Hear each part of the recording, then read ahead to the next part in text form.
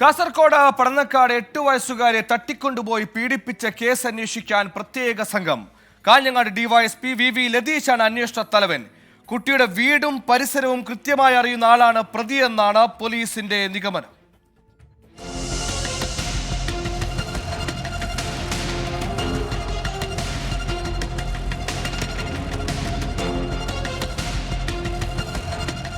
മുത്തച്ഛനൊപ്പം ഉറങ്ങിക്കിടന്ന പെൺകുട്ടിയെ തട്ടിക്കൊണ്ടുപോയി ലൈംഗികാതിക്രമം നടത്തിയ പ്രതിക്കായി അന്വേഷണം തുടരുകയാണ്.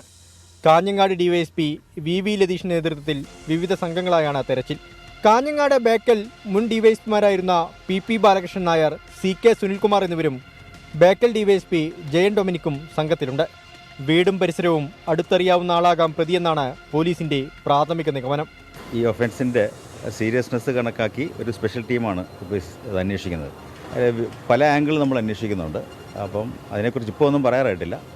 അത് റിസൾട്ട്സ് കിട്ടുമ്പോൾ നമ്മൾ അറിയിക്കാം. ഇപ്പം നമ്മൾ കിഡ്നാപ്പിങ്ങും അതുപോലെ തന്നെ സെക്ഷൽ അസോൾട്ടിനുള്ള കേസെടുത്തു. പോലീസിനൊപ്പം നാട്ടുകാരും പ്രതിക്കായി തെരച്ചിൽ നടത്തുകയാണ്. സംഭവത്തിന്റെ ഞെട്ടലിലാണ് ഇപ്പോഴും നാട്ടുകാർ. അന്വേഷണം ശക്തമായിട്ട് ഉണ്ടെന്ന് നമുക്ക് തോന്നുന്നുണ്ട്. പക്ഷെ അത് ആളെ പിടിക്കാത്തത് കൊണ്ട് നമുക്കൊരു വിഷമം തന്നെ.